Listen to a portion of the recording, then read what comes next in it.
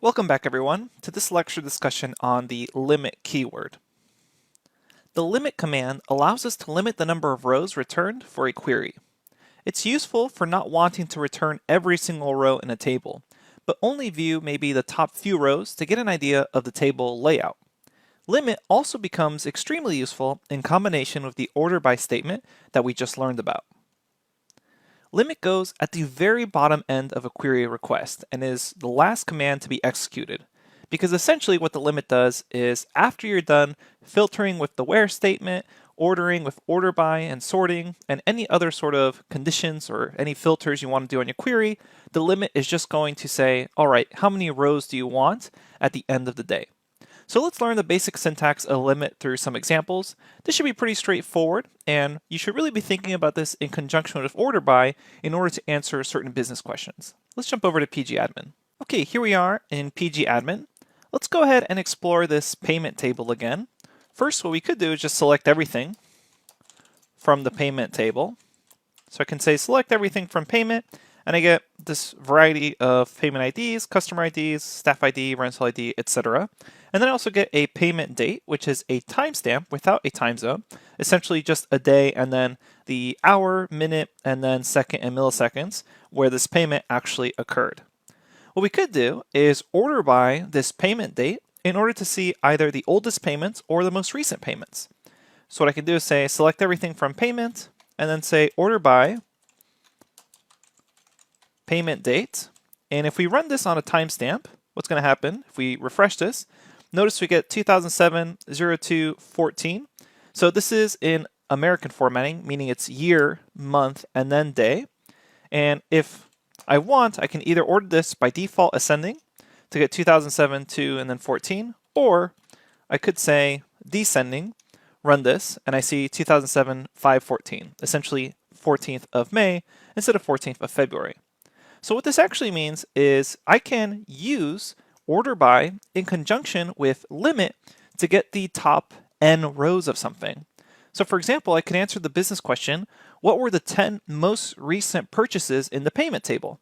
So after I conduct my order by, I call in the limit keyword and then provide how many rows do I actually want. So if I just say 5, you'll notice here that right now it's returning everything if I scroll down here. If I say 5, run this, I keep scrolling down, but I only get 5 rows. So essentially, what this answers is what were the 5 most recent rows or payments based off the payment date. So we can see the payment date here, and right now we're returning the 5 most recent payments. So this will allow you to get the top n of anything based off some column. So what we do here is just order by some column, and then limit it to the top n results that we want. And it's up to you whether you want to do ascending or descending, depending on the actual data type that we're looking at. So we can see here, in fact, some of these payment amounts were zeros. So what I could end up doing is also filtering it where the amount isn't 0. So we can start to get really nice complex queries here. So I can say select everything from the payment table, saying select all the columns from this payment table. And then right here, we're limiting it to the top 5 most recent ones based off payment date in descending order. So starting from most recent, descending to the historical data. And I could also then say where amount is not equal to 0. So we run this, and now I can see the 5 most recent payments where there was actually a monetary transaction and it wasn't just a $0 amount. So this is where we start to see much more realistic SQL queries. Given just the few commands we know, we can already answer lots of business questions. We can, in this case, select everything from the most 5 recent payments where the amount wasn't 0. All right, so hopefully that gives you an idea of the power of limit. And sometimes if you want, you can simply do something like select everything from payment limit 1 to just quickly get an idea of what this table actually looks like.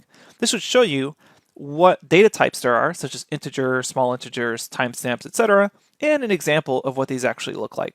So some people like to quickly run this sort of command in order to just see the general layout of a table. Okay, so that's it for this lecture on limit. It's a pretty straightforward thing. Limit just comes at the end, and you can limit the number of rows returned. Very useful in conjunction with order by. So let's test your skills in the next lecture where we talk about some order by challenges. I'll see you there.